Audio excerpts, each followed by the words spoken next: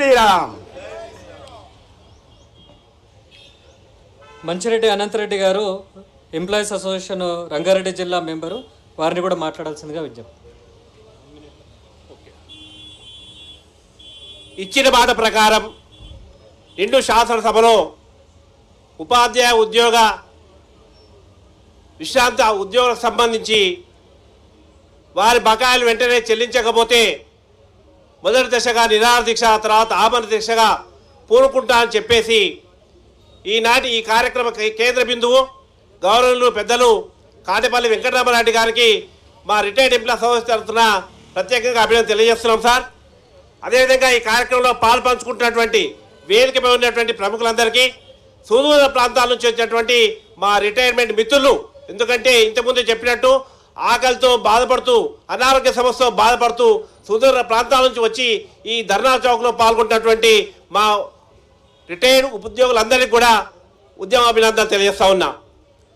అయ్యా రేవంత్ రెడ్డి గారు, మేము 30-40 సంవత్సరాలు ప్రభుత్వానికి ఊడిగం చేసినాం, మా రక్త మాంసాన్ని చెమట దారపోసినాం, మేము దాచిపెట్టుకున్న డబ్బులు ఇవ్వడానికి మీకు ఏమి ఇబ్బంది?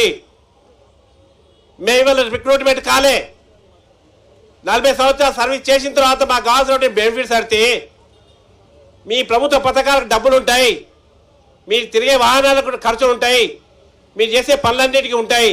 కానీ ఈ దశలో 60 దశకం దాటిన తర్వాత మీరు మా యొక్క సమస్యల పట్ల మీరు విమర్శిస్తున్నటువంటి పద్ధతి చూస్తే చాలా బాధాకరం.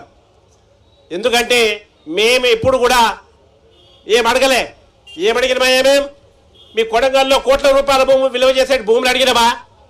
ఫ్యూచర్ సీట్లో ఉండేటటువంటి కోట్లు ఉల్లగొట్టేటటువంటి మీ భూములు అడుగుతున్నామా? మీ కాంట్రాక్టర్ దోచుకున్నటువంటి డబ్బులు అడుగుతున్నామా? ఏమన్నా మాకున్నటువంటి న్యాయబద్ధంగా రావాల్సినటువంటి డబ్బులే కదా. ఎందుకయ్యా నీకు అంత నొప్పి? ఎందుకయ్యా మీకు ఇంత అక్కసు? ఎంతోమంది దాదాపుగా 72 కన్నా ఎక్కువనే చనిపోయినారు. వారందరూ రుసులు తగలని ప్రభుత్వానికి ఎన్ని రోజులు ఎంతమంది చనిపోతాయి? డబ్బులు ఇస్తాం. మేము సర్ది కట్టుకొని మారుమూల ప్రాంతాలకు బస్సులు లేనటువంటి ప్రాంతాల్లో మేము పనిచేసినాం. మాకేమి సైకిల్ మోటార్ లేవు, కారు లేవు, డ్రైవర్ లేరు, అటెండర్ లేరు.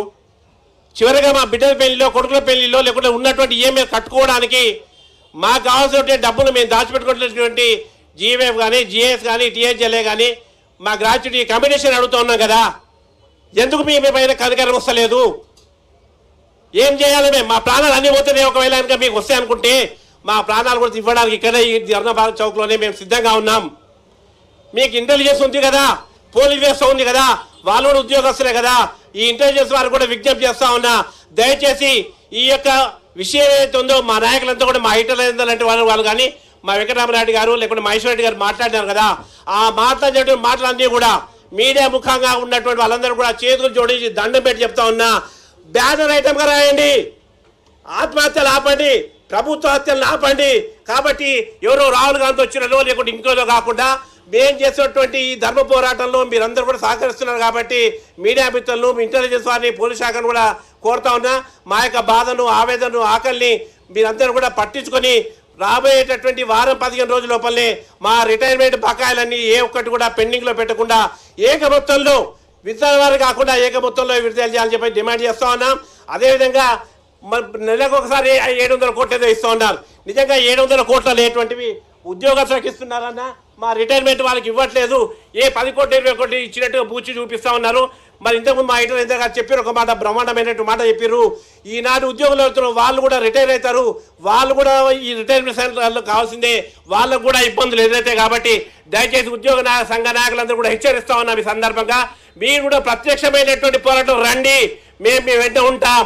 మా సమస్యలు తీరేంత ప్రభుత్వం పోరాటం చేస్తామని చెప్పి తెలియజేస్తూ ఈ అవకాశం మీ అందరూ కూడా ధన్యవాదాలు తెలుస్తూ ముగిస్తున్నాం. జై హింద్, జై శ్రీరామ్. వక్తలు ఎవరు కూడా అందరినీ ఉద్దేశించి మాట్లాడాల్సిన అవసరం లేదు. సభకు నమస్కారం అని చెప్పి ప్రారంభించండి, సమయం చాలా ఇంపార్టెంట్. అలాగే నల్గొండ జిల్లా ఎంప్లాయీస్ అసోసియేషన్కి సంబంధించిన భిక్షపతి గారిని వారి అభిప్రాయం తెలపాల్సిందిగా విజ్ఞప్తి.